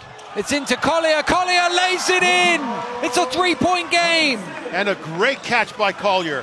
Two hands on the ball. People were touching it.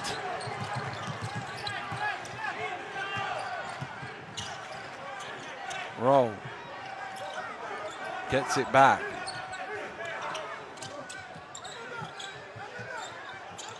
Medri putting it on the floor. Spinning to the hook. Too strong. Ball is loose. Oh, it comes back to Medri. He's lost it. Ben Rondon has it.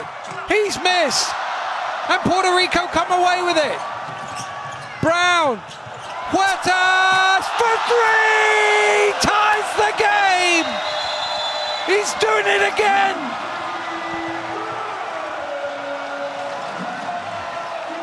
David Huertas with another big shot late in the game has tied things up at 64. And it started with team rebounding. This is what I'm talking about, the point guard attacking the middle and looking to kick it out. You've got shooters. You've got guys who've made big shots and want big shots. The referee just checking, I think, the clock. Because it's so loud, they exploded behind the Puerto Rican bench. They just want to make sure they don't lose any time, and they're going to put 1:37 on the clock. Put 2 more seconds back on. It's amazing. Tunisia's done such a good job on the offensive boards. You know, and then just the fact that so many Puerto Rican guys almost try to block it. Tunisia deserved better, but then all of a sudden Puerto Rico with their guards came down, boxed out, did a great job because Puerto Rico's forwards were up at three-point line. Kick out, space. He saw that when the ball crossed center, he knew exactly where he wanted to go, and he wanted the ball on time, on target, bingo. Well, he did it in game day 1. The heroics of Huertas got them their first score, their first victory, sorry. Can he help them to their second? And Coach Palma's got the most experience, the oldest team in this tournament, and so he's going to draw on that experience right now to say to the guys, we've got the basketball, it's a tie game, let's win it our way. And their way is going to be, I believe, using Salah Majari on this.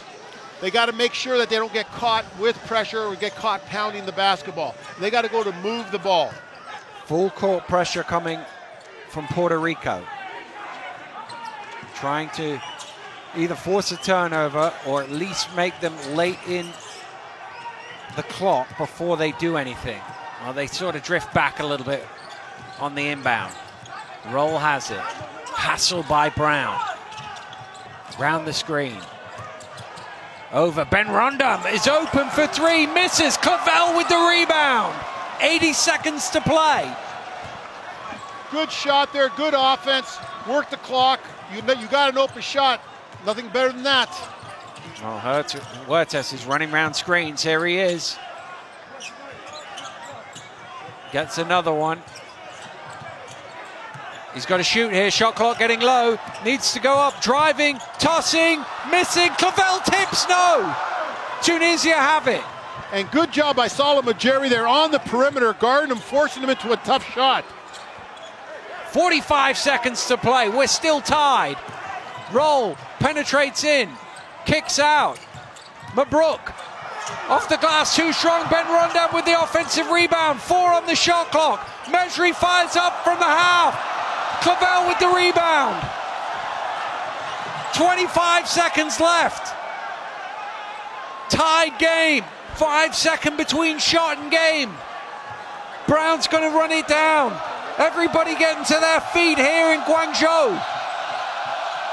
6 on the shot clock. Here comes Brown.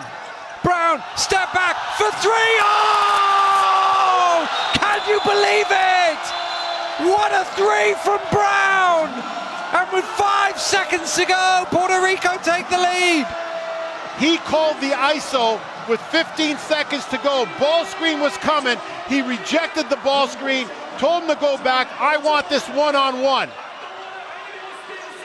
Just stepped it back, and as time expired on the shot clock, hit it. They took as much time off the clock as they could and then scored a 3. And now they are 1 defensive play away from the next round. And this is where strategy comes into play. You've got 3 team fouls. You've got 1 to give, but you don't want to foul a shooter. In this case here, Coach Cassiano's got to decide. Coach Cassiano's got to decide, are we going to just play defense and let them shoot the 3 or any type of 3, or are we going to foul and put them to the free throw line? They have a foul to give. They have 1 to give, yeah. But you can't make sure, and they don't care if it's a 1 to give. If the guy goes and shoots a 2, we don't care. But we don't want to foul anybody shooting a 3. Yep. So every coach has their own scenario, and they've worked this out in time and score at practice, and everybody just has to buy into it.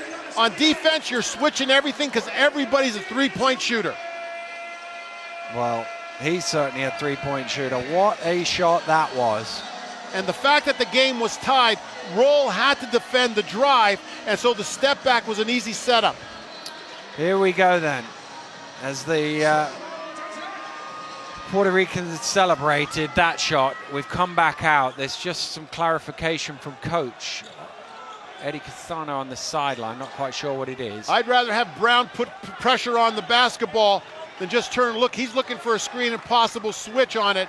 Now Bader, who's going to become the first player to play all 40 minutes in a game in this tournament, to inbound. They need a 3 to force overtime. It's in to Ben Rondam. He's fouled on the floor. So 1.1 second went. That was their foul to give. The next one is free throws, although free throws is not the worst thing when you're up 3. And the good strategic thing about that foul is you put them in a situation they're not going to call another timeout. So now they've got to run a set play, maybe either the same play or something that they've practiced beforehand. If Puerto Rico fouls again, not bad strategy, putting them at the line. Sideline from the other side. It's into Ben Rondon to tie it. He's missed it! And Puerto Rico are going through to the second round! Unbelievable scenes as Puerto Rico celebrates! What a tremendous game of basketball! Late threes from Huertas and Brown has them celebrating. Man, you called it in the fourth quarter when they had that same lineup to start this fourth quarter as the last fourth quarter. Well, their fans have been loud and proud all the way through. Well, they can get ready because they're off to Wuhan. Puerto Rico have beaten Tunisia 67-64, and it is they who punch the last ticket from Group C into the second round. Tunisia, well, they'll have to make do with a trip to Beijing for the classification games, but celebration for Puerto Rico. I know Coach Cassiano said that his team had got a bit of stick in the build-up to this tournament, but boy, have they delivered over the last 5 days here in Guangzhou. Just clutch. They are clutch, and you saw it with Huertas making that. And then on defense there, working it through, forcing up a tough shot. And this man, Ronaldo Balkman, boy, just like the fountain of youth, is somewhere in Puerto Rico, and he found it today. He had a great game. And once again, just as they did in game day one, it was big three-point shots that were key for Puerto Rico down the stretch. But another day of dramatic basketball here. And Puerto Rico, well, you've just got to say, they win it in dramatic circumstances. They don't know how to do it easy, but they sure know how to do it entertaining. Yeah, when you're up 5 in the fourth quarter with 3 minutes to go, that's exactly where they want you to be. They were outstanding in making big shots, but man, Ronaldo Balkman just gave him everything he had. The veteran was outstanding on both ends of the floor, did a great job of defending, did a great job on the block shot situation and their runouts. I can't say enough about his leadership today. 14 points and 9 rebounds for him. And of course, he had that last few minutes where he had to watch out in foul trouble. And these are the pictures that will be beaming their way around Puerto Rico now as the team celebrate with the flag. He was the tied leading scorer, Bortman, and that's the thing is 14, 10, 9. They got numbers from lots of different people and big shots, particularly at the end from Huertas to tie it and Brown to win it. Yeah, that Brown shot was for a guy who hasn't made a bunch of shots, but he called it early. There was no question. He went for a straight flat ISO, and he decided he was going to be the guy that finished this game.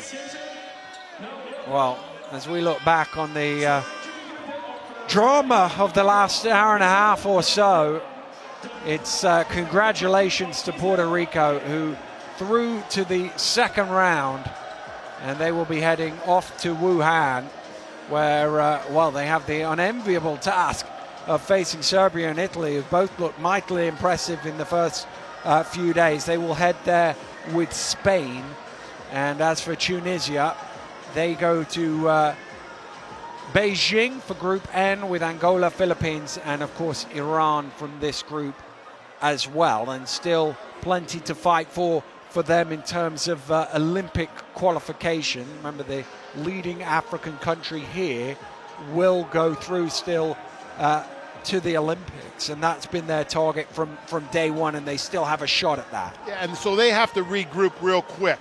And mentally, they've lost one goal, but they haven't lost their long-term goal. So they're going to have to work real. This is a talented team. I'm really impressed the way Tunisia played that second half and got themselves in a situation that they did.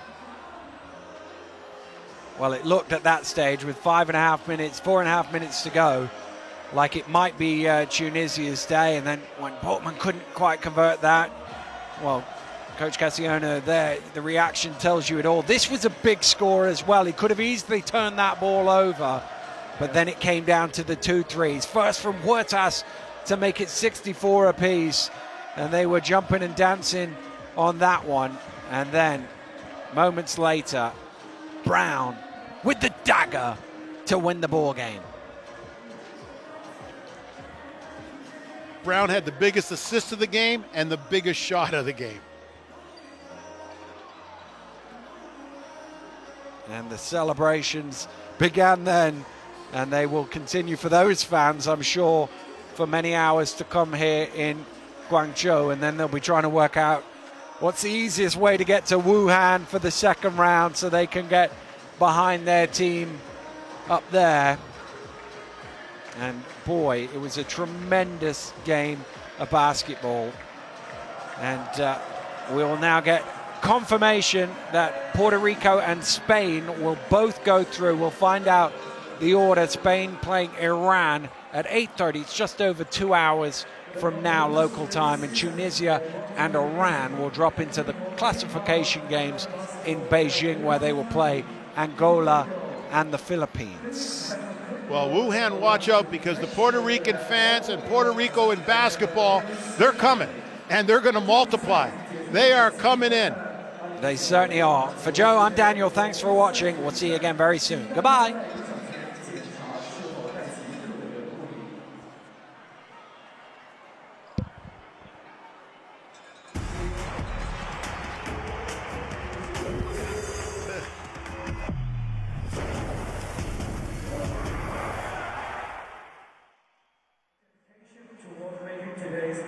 Such a success.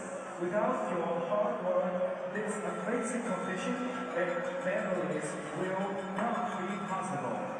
2019国际男联篮球世界杯组委会要感谢本次比赛中所有的志愿者，感谢你们为此次活动的成功举办付出的时间与精力。没有你们的付出，也就没有这场精彩的赛事以及美好的回忆。